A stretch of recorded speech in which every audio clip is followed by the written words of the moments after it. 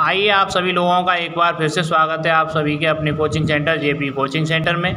आज हमारे YouTube channel पर आपको क्लास 12 चैप्टर नंबर 4 में मोस्ट इम्पोर्टेंट टॉपिक क्रैमर विधि के बारे में समझाया जाएगा। क्रैमर विधि से कैसे रैखिक समीकरणों को हल किया जाता है उसका पूरा बेसिक बताया जाएगा आपको। अगर आपको वीडियो अच्छा लगे तो बाद में चैनल को सब्सक्राइब लाइक शेयर करा करें जरूर याद से, ठीक है। तो आपको बेसिक में ये बताया जा रहा है, यदि आपको सबसे पहले शुरुआत में बेसिक में लिखा हुआ है, यदि दो चर वाले रैखिक समीकरण आपको दिए गए हों तब उनको हल करने का तरीका क्या होता है आपको ये बताया जाएगा। तो जब आपको दो चर वाला रैखिक समीकरण ऐसे दिया जाएगा, आपको क्या दिया जाएगा यहाँ पे a1x प्लस b1y इक्वल क्या दिया जाएगा d1। दूसरा नंबर पॉइंट आपको समीकरण दिया जाएगा a2x plus b2y equal d2 आपको दे दिया जाएगा। तो आप सबसे पहले इसको सार्डिक फॉर्म में लिखेंगे। तो आप सार्डिक फॉर्म में इसको कैसे लिखेंगे, सबसे पहले आपको लिखने हैं बेटा x के गुणांक यहाँ पे x का गुणांक यहाँ पे a1, x का गुणांक यहाँ पे a2 दे रखा है। तो आप यहाँ लिखेंगे a1 a2, फिर y के गुणांक b1 b2। फिर इसका आपको क्या करना है, सार्डिक का मॉड निकालना है। तो आप मॉड कैसे निकालते हैं सार्डिक का, तो आप मॉड निकालने के लिए सबसे पहले आप क्या करेंगे, इस a1 का मल्टीप्लाई b2 के साथ और इसका मल्टीप्लाई इसके साथ कराएंगे। तो a1 का मल्टीप्लाई b2 के साथ कराने के बाद माइनस फिर क्या करेंगे a2 मल्टीप्लाई b1 करेंगे। अगर वैल्यू 0 के नॉट इक्वल आती है तो इस क्वेश्चन को आप आगे सॉल्व करेंगे। फिर उसके बाद क्या करना है आपको, ये निकालने के बाद आपको dx की वैल्यू निकालनी है।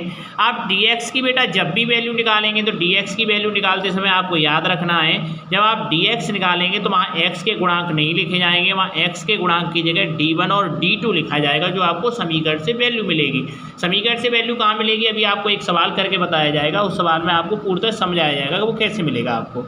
तो जब आप dx वाली वैल्यू निकालते हैं तो dx वाली वैल्यू निकालते समय आप याद रखेंगे जहाँ पर x के गुणांक a1 और a2 लिखे गए थे वहाँ पे आपको d1 और d2 लिखना है और y के गुणांक वैसे के वैसे रखने हैं। तो आप इसका मॉड निकालेंगे तो कैसे निकालेंगे बेटा, मैंने आपको चिन्हों से बताया है। वहाँ d1 का मल्टीप्लाई b2 से कराना है, d2 का मल्टीप्लाई b1 से कराना है। तो सबसे पहले आप d1 multiply b2 minus d2 multiply b1 करा देंगे। इससे आपका क्या निकल आएगी वैल्यू, ये आपके सामने हमने लिख भी रखा है, पूरा बेसिक लिख दिया है, आप याद रखें इस बात।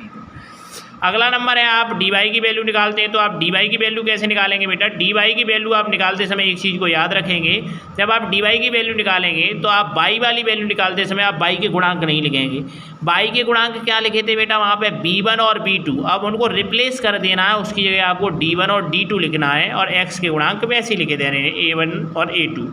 यहाँ पे आप इसको कैसे सॉल्व करेंगे, a1 का मल्टीप्लाई d2 के साथ, a2 का मल्टीप्लाई d1 के साथ और क्या कर देंगे माइनस कर देंगे, उसके सामने हमने आपको लिख के दिया है, ठीक है। इतना करने के बाद x की वैल्यू निकालने के लिए आपको x equal dx over d लगाना है, जो आपको लास्ट में हमने लिख के दे रखा है बेटा। ये यहाँ पे सबसे लास्ट में हमने आपको यहाँ लिख के दे रखा है, x इक्वल दे रखा है dx ओवर d और y इक्वल दे रखा है dy ओवर d। अब आपके सामने एक सवाल है, हम उसको बताने जा रहे हैं बेटा, ये बेसिक आप सही से तैयार करें। आइए देखते हैं बेटा, आपके पास दो समीकरण दिए गए हैं। पहला समीकरण है 3x माइनस का 2y इक्वल 5, दूसरा समीकरण है आपके पास 4x प्लस का 1y। यहाँ 1 हमने मान लिया है, y का कोएफिशिएंट दिया नहीं है। समीकरण है 4x प्लस y इक्वल 14।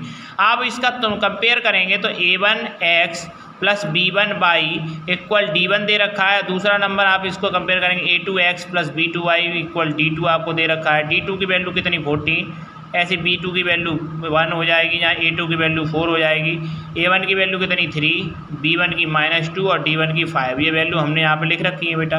फिर इसको सार्डिक फॉर्म में लिखते हैं। तो सार्डिक फॉर्म में हमने बताया था a1 a2 x के गुणांक पहले, फिर y के गुणांक लिख दिए यहाँ पे बेटा। वैल्यू रखने के बाद क्या किया, इसका मल्टीप्लाई इससे 3 1 जा 3 और इसका इससे करेंगे 4 2 जा 8, माइनस का 8 आएगा। फिर घटाते भी तो है तो यहाँ 3 1 जा 3 माइनस का चिन्ह, माइनस का 8 जो आया माइनस का 8 माइनस माइनस यहाँ क्या हो जाएगा बेटा प्लस, तो प्लस का 8 रखेंगे, दोनों को प्लस करेंगे 11 11 क्या है नॉट इक्वल 0 है। मैंने ये कहा था नॉट इक्वल 0 आएगा तभी तो आप आगे सॉल्व करेंगे, तो ये आ गया।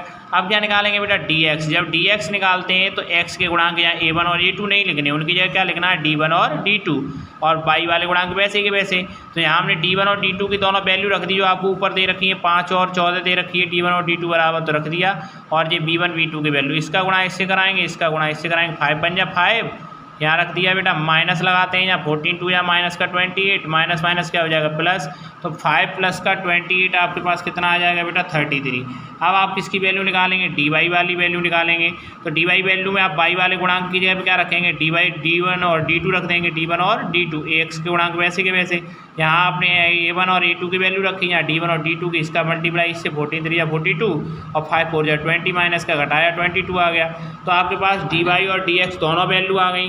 फिर क्या करना है आपको, x equal dx over d और y equal dy over d दोनों लगा देने। dx की वैल्यू 33, इसका वैल्यू कितना है 11। ऐसे यहाँ पे हमने इसकी वैल्यू रख दी, काट दिया इसको, ये 3 बार कट जाएगा, ये 2 बार, तो x बराबर 3 और y बराबर 2। x और y की जो वैल्यू आपने निकाली है वो आपको क्या रख देनी है जाँच करने के लिए समीकरण में। आप यहाँ समीकरण में रखेंगे तो 3 3 या क्या हो जाएगा 9 माइनस 2 2 या कितना हो जाएगा 4। तो 9 में से 4 जाएगा तो वैल्यू 5 बराबर क्या आ जाएगा 5 इक्वल 5। तो हमारा क्वेश्चन बिल्कुल राइट हो जाएगा। अगर जो x और y की वैल्यू निकलती हैं अगर आपकी इक्वेशन को सेटिस्फाइड करती हैं तो वो आपका आंसर बिल्कुल सही होगा। अब आगे देखते हैं। अब बेटा आगे देखते हैं, जब आपको 3 चर वाला रैखिक समीकरण दिया जाएगा तो आपको क्या करना है। आप देखना ऊपर से बेसिक में बोलता जाऊँगा कैसे लिखा हुआ है। 3 चर वाले रैखिक समीकरण को क्रैमर विधि से आप किस प्रकार हल करेंगे। पहला आपको समीकरण दिया जाएगा और आप उसकी तुलना करेंगे a1x plus b1y plus c1 और यहाँ पे x y z आप उनके साथ लेके चलेंगे इक्वल d1। अगला नंबर समीकरण a2x plus b2y plus c2z equal d2। अगला समीकरण होगा आपके पास a3x plus b3y plus c3z equal d3। यहाँ से आप a1 b1 c1 a2 b2 c2 और a3 b3 c3 इनकी वैल्यू निकालेंगे। फिर आप सार्डिक में लिखेंगे। सबसे पहले आप सार्डिक में x के गुणांक लिखेंगे, फिर आप y के गुणांक लिखेंगे, फिर आप z के गुणांक लिखेंगे। x के गुणांक में हमने लिख रखा है a1 a2 a3 b1 b2 b3 और z में क्या लिख रखा है c1 c2 c3। अब इसका क्या करना है बेटा, मॉड निकाल देना है। जैसे आपने पढ़ रखा होगा, तीसरे चैप्टर में भी आपने मॉड पढ़ रखा होगा कैसे मॉड निकालते हैं। इससे पहले भी आपने एक्सरसाइज करी होंगी उनमें भी मॉड निकालना सीखा होगा। मॉड निकालने के बाद आप dx वाली वैल्यू निकालेंगे। तो dx वाली वैल्यू में आप x के गुणांक की जगह पर यहाँ पर a1 a2 a3 लिखा रखा था, वहाँ पर d1 d2 d3 लिखेंगे। y वाले और z वाले गुणांक वैसे ही के वैसे रहने देंगे कोएफिशिएंट। अब जब y वाला निकालेंगे तो y वाले को हटा देंगे, b1 b2 b3 की जगह पे आप क्या रख देंगे d1 d2 d3 और बाकी का वैसे का वैसा इसका भी मॉड निकाल देंगे। z वाले में जहाँ c1 c2 c3 लिख रखा था वहाँ पे आप d1 d2 d3 लिख देंगे और इसका मॉड निकाल देंगे। मॉड निकालने के बाद x इक्वल dx बट्टे d, y इक्वल dy बट्टे d और z इक्वल dz बट्टे d लगा देंगे। ये निकालने के बाद आपका आंसर निकल आएगा। जब x y z की आप वैल्यू निकाल लें, किसी भी एक इक्वेशन में पुट करके देखें, LHS इक्वल RHS आए तो आपका आंसर सही होगा। अगर वीडियो पसंद आई हो तो बेटा चैनल को लाइक शेयर एंड सब्सक्राइब करें और ये बेसिक आप अपने नोट्स बना के लिख लें बेटा, ये बेसिक हमेशा आपको काम आएंगे।